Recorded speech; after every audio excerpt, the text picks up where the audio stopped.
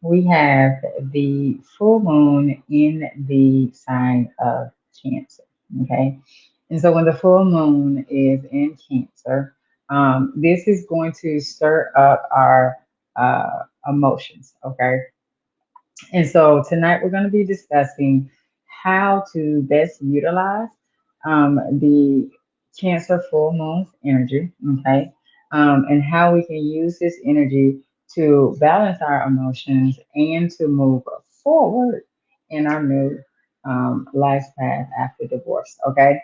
And so, if you are new to me, to the channel, or to any of my content in social media land, my name is kkatrice. I am the natal chart navigator, and I am a divorce recovery specialist. And I help divorced women to emotionally balance and reinvent themselves using my using their astrological natal chart and my natal healing method. Okay. Okay, so let's jump into it tonight. We have the Cancer full moon. This has been a really sweet full moon energy because it came right around Christmas time, which is really good because yesterday was Christmas. Um, for those of you who celebrate Christmas, Merry Christmas. Um, Happy holidays to everybody. But this was a really good full moon. It was a really sweet energy because, it's Christmas time. We're surrounded by our family members and our loved ones. And so we really was able to utilize this energy to, we was able to utilize this energy to get more in tune with our selves emotionally, to be more in tune with our family members, and to love on them and all of the things, right? And so now, if you weren't able to be with family or you don't have any family that you could be with, this is a great energy to just love on yourself. Okay, really get to know yourself, love on yourself, spend some time with yourself, and just release any toxic energies that you may have stored up within you. Okay. Now, um, during this Cancer full moon, you might find yourself experiencing like heightened emotions, a strong need for security, and a desire for connection with loved ones. Okay. This is a potent time for self care, for introspection, and evaluating your emotional well being. Okay. Now, first off, if you have not gotten my 3-step framework, which is the first 3 steps of the natal healing method, okay, if you have not gotten that, then you definitely want to go and get that. I have the link here on the screen. Go to my link tree. You can get my free ebook, the 3 steps, for the 3 steps of the first 3 steps of the natal healing method. Okay. And if you would like to work with me, you can do so. The information to work with me is in the comments. And also, when you go and get your free 3-step free ebook, your framework ebook, you can also book a reading with me or a 20-minute energy audit. You can do all that at my link tree. Okay. All right. So now, astrologically, okay, this full moon in Cancer illuminates the Cancer and Capricorn axis. Okay. And so this is highlighting the need for a harmonious balance between our personal and our professional lives. Okay. Because Capricorn energy is the energy of the CEO. It's that work ethic. It's our work. Okay. It's that work energy. Okay. And so Cancer's nurturing energy encourages us to prioritize self care and emotional fulfillment, while Capricorn's influence prompts us to focus on our ambitions and our long term goals. Okay, so um, we have the sun in Capricorn, the moon is in Cancer, and Mercury is retrograde in Sagittarius. Okay, and so um, when you bring Mercury into this aspect, Mercury is giving us opportunity to rethink that Sagittarius area of life. Okay. Um, The sun in Capricorn is illuminating your Capricorn energy, while the full moon is illuminating your Cancer energy. Okay. So, how does all of this play out? How can you use this energy to become emotionally balanced? Okay. Um, Hold on one moment here. Um, okay. So, how can you use this energy to become more emotionally balanced? Okay. Sorry, I got notes on my phone that I took earlier, but then I didn't transfer to my computer. So, if you see me looking back and forth, I'm looking at my notes. Okay. Um, Now, you have, so Capricorn energy is, this energy is an energy of, and I love the fact that Capricorn ends and begins the year, because this energy is energy that really prompts you to be more driven and to be more focused in what it is that you are, um, what you're trying to plan for going forward. Now, the Cancer energy of the full moon is prompting you to release some things, okay? Because full moons are where you release things, new moons are where you plant seeds. So you want to look at the both the Cancer and the Capricorn in houses in your natal chart, to figure out what it is, what areas of life you will be releasing things, what areas of life you will be um, revisiting and looking at the foundations of that area of life in order for you to move forward, to start building your next 365 days in your new post divorce life. Okay. So you will, if you have a lot of Capricorn and Cancer placements in your natal chart, then you are going to feel this energy more prominently than others. Okay. And so the themes of nurturing, security, career, and responsibilities may resonate more profoundly with you than others. Okay. And so you want to get in your natal chart and you want to note how the, if the Cancer full moon is interacting with any personal placements that you have in your chart, because this is going to really hone in on what you need to be focused on um, under this lunation. Okay, so for example, for me in my chart, I have the axis of Capricorn and Cancer is 12th house, 6th house. So the 12th house is Cancer, and the 6th house is Capricorn. Okay. Now I have the North Node and South Nodes in this axis as well. The North Node is in my 12th house, and the 6th house is my South Node. Okay. And so South Node represents past life. Okay. What you mastered in a past life. So for me, what I've mastered in a past life is how to make money, how to grow businesses, how to be um, resourceful and wealthy, and you know financially stable. Okay, I have mastered that. Okay, and so that is where my South Node is, and so my North Node is on in the 12th house. 12th house is the house of the subconscious. It is one of the healing houses.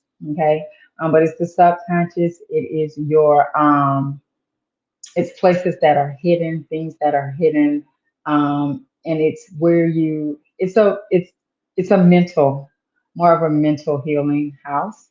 Um, for yeah, it's a more of a mental healing house. Okay, it can also be the house of your self undoing. Okay, where you self sabotage.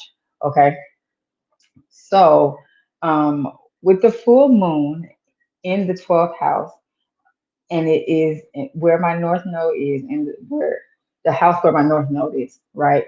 This is prompting me to really take a look at, um, old beliefs, old things that I have focused on, that I have believed to be true for years, to release those beliefs and to move into new beliefs, right? Um, Move into beliefs of stability, security, um, and really focusing on my North Node, which is for me, career wise, is more of a spiritual career, right? More of a career where um, it's not so much working with something tangible as it is working with something that's intangible, something that you can't see, something that has to be felt, right? And it's also prompting me to get myself organized and get myself a better schedule down packed in order for me to be more available for my family and not working all the time. Because I could work from sun up to sundown. I really could. Like really just hone in and just work and work and work and work, right? But having a family, that's not really conducive. And in the past, in a past life, that's what I did. I worked all the time. I was never really available for my family. Okay. And so in this lifetime, it's the opposite. And it's not saying to forget or to not work, it's saying to balance that out. Okay.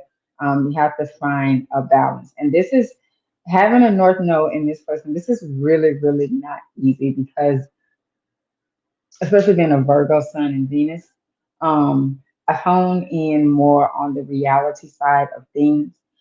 So I tend to gravitate a lot more to my South Node energy. And so within the last few years, really the last 3 years since um, my divorce, I have really been focusing and tapping into my North Node energy, and really, and I've seen a lot of change, a lot of growth in that area, and there's still a lot more, right? But so that's where this is going to be illuminating for me. Now, for you, it may be in, say, your first and your seventh house, okay? If you are Capricorn rising, it's just going to be illuminating yourself, okay? You're going to have to take a look at yourself, right? And see where it is that you can really start cementing in a foundation, really start changing how you present yourself to the world, right? But the full moon is also illuminating. Are you putting too much emphasis on yourself and your focus? And are you putting emphasis on your relationship? If you're in a relationship, this is going to be illuminating your relationships, right? It's going to be illuminating your relationships within business, if you're a business owner, um, or if you are, like, say, like a freelancer or something like that, or if you are married or in a serious relationship, this full moon is going to be illuminating that. Okay, you may be having conversations around, you know, around your relationship and where it is that your relationship is going to be still going. Okay, so the best way for you to utilize this lunation is to see where Cancer is in your chart and to really focus in on balancing the emotions of Cancer within that area of life. Okay. And then seeing how you can use that Capricorn energy to help you to really become grounded and stable within your emotions so that you can start to move forward. Okay. So that you can start to move forward in what it is that you want to see within your new life post divorce. Okay. Your new post divorce life, how you can see what it is you want to see come in and where you can ground yourself and get that stability within your emotions so that you can move forward. Okay, because one thing that I learned is that divorce takes you on this emotional roller coaster, and so you never really make any progress until your emotions are stable, until you have gotten your emotions stable and balanced, and they're not bouncing up all over the place. It's at that point that you can start to move forward and make decisions from a place of more clarity than emotions, because emotional decisions very rarely, in my experience, they very rarely yield to powerful decisions. They yield to really weak decisions that you have to, um, that kind of take you the long way around to your destination, because you can't see past the emotions. The emotions has have clouded, your thought process. So this energy is really good for getting yourself balanced. Now, I do want to say, get you a journal, some type of journal, or notebook, and start really writing things down. Um, I went back in this one here. I've been writing in this one since 2019, and I don't write in it every day. I'm not an everyday journal writer, but I do tend to write in it at least, I'll say, um, 3 to 4 times a month. Okay. I love journaling, but I only journal when I really feel inclined to journal. And some days, sometimes I can journal like a week straight, and then I may not write in it for another 2 weeks, right? But each journal entry highlights my growth. Okay. And I was looking back on it the other day. I was looking back at the beginning from 2019 when I had really first decided that I was going to get divorced, all the way up until when's the last time I wrote in here? I think the 23rd was, no, the 24th was the last time that I wrote in here. And I could really, I really see the growth um, and how I see the roller coaster of emotions, right? I seen the 5 stages of divorce um, in this journal. And once I got to acceptance, that's when things really started to like balance out. Um, and things started to get even keel, right? And having a journal, so where you can actually see things for what you can go back and you can look at things, and it really gives you um, it gives you perspective. It gives you perspective, and it shows you just how strong you really are. 'Cause some of the stuff, and oh, hold on. My earbuds died. Oh no. Let me see. You should be able to hear me though. Okay, so it really it gave me perspective, and I was able to see, some of the stuff I wrote in here. Like I felt so bad for me. I did. I was like, oh my gosh, girl, just let me hug you, right? Because you really came through some shit. You really came through some stuff. Like you really came through some stuff. So journaling, one of the best things you can do if you don't have a journal, okay? If you don't have a journal, one of the best things you can do is get you a journal and start writing in it. And this is the perfect time to start this because it's the end of the year. We're getting ready to move into 2024.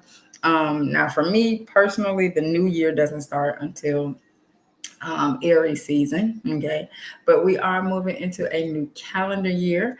And so there are, some things that you may want to, start planning and doing. Journal it. Okay. Write it in your journal. So that way at this time next year, you can go back, you can look at it and you can see, a whole year's worth of growth, okay, and getting yourself emotionally balanced. Really start tapping into who you are energetically, and start reinventing yourself, moving past being stuck, being hurt, being frustrated, and moving into clarity and confidence, loving yourself, and really living the life that you want to live, not the life that you feel like you had to live or you have to live. Okay. So one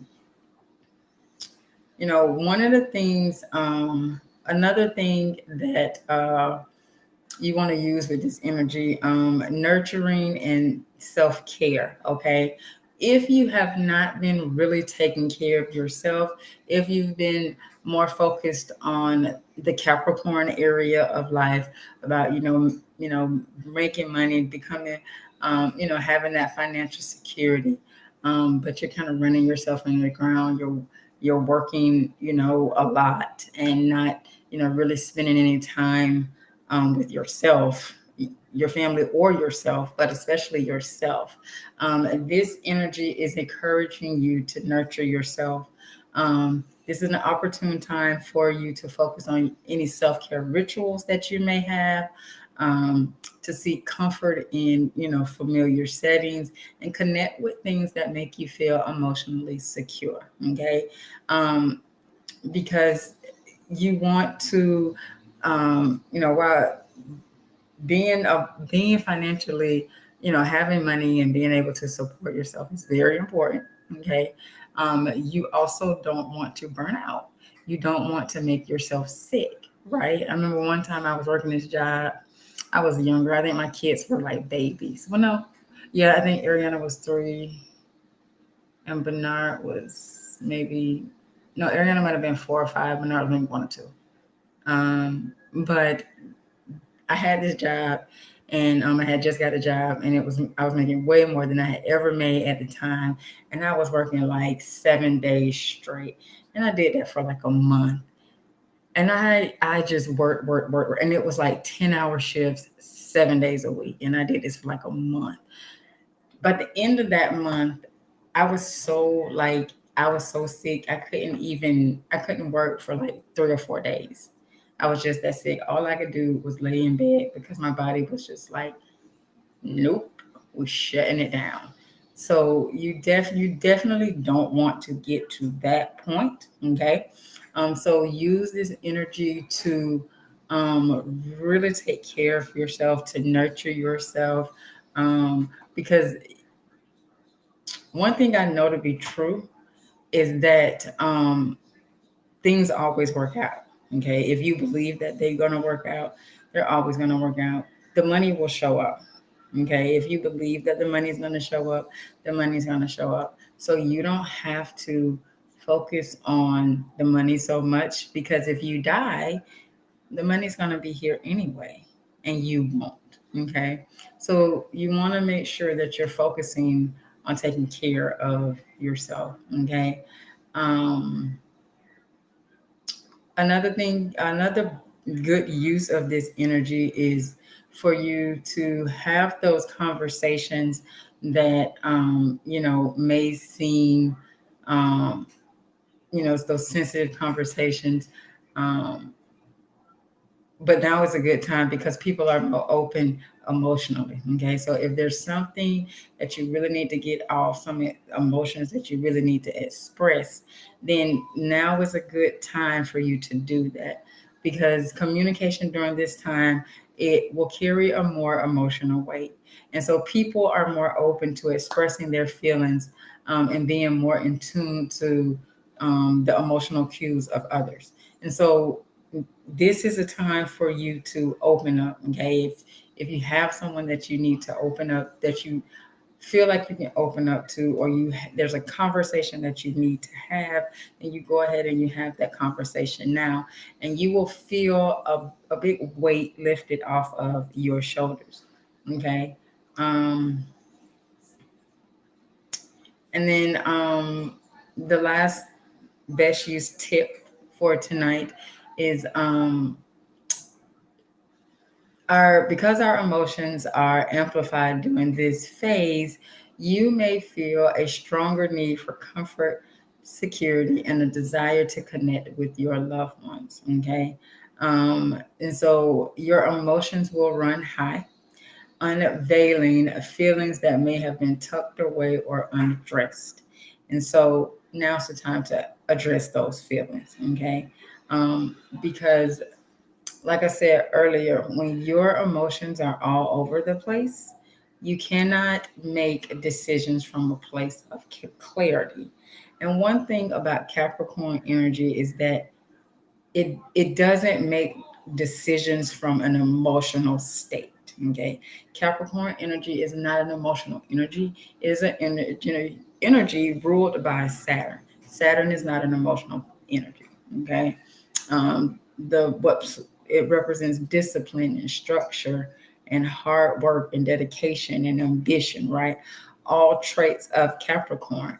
And so in order to be disciplined, you have to get your emotions in check. Okay, and so while your emotions may be all over the place now, use this energy to really, hone in on what's going on, and how to get those emotions to a place of stability. Okay, because once you can get your emotions stable and balanced, then you are now able to make clearer decisions that can affect your future, that will affect what you see within this next 365 days. So, this is a time not for you to panic and feel like, oh my gosh, my next year is riding on this.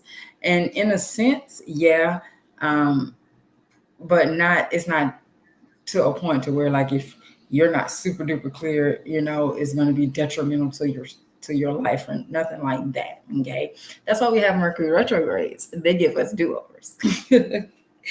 But it is a time for you to know, to really start figuring out how to stop being all over the place and how to hone in and bring in those emotions so that you are more stable and that you can really start reinventing yourself from a place of strength and clarity, um, and not emotionally. Okay.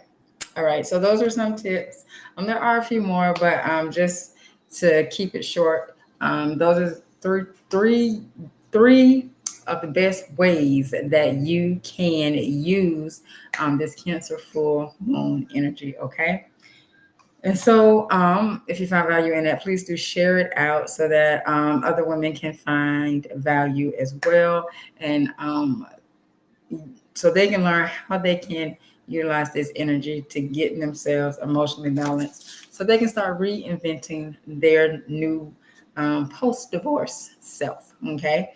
Now, if you would like to work with me, if you want to get a 20-minute energy audit, you can book it at my link tree. Okay.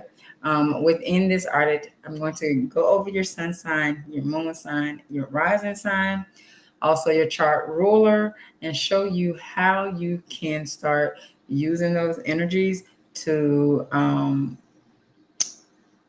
get emotionally balanced and start to reinvent yourself. Okay. Now, if you would like a full reading with me, okay, then you can also book that at my link tree. It is a recorded reading. The full readings are recorded readings, and you also get a PDF version of your life path number, an interpretation of your life path number, and you get a 30-minute Q&A session with me. All of that is included within the reading. You also get a copy of the ebook, the 3-step framework, that is also included when you book either reading, either energy audit or a full reading. Okay. All right. So remember, possibilities are endless. If you can see it in your mind, then you can definitely hold it in your hand. And that should make you smile because you really do create your own reality. Have a good one.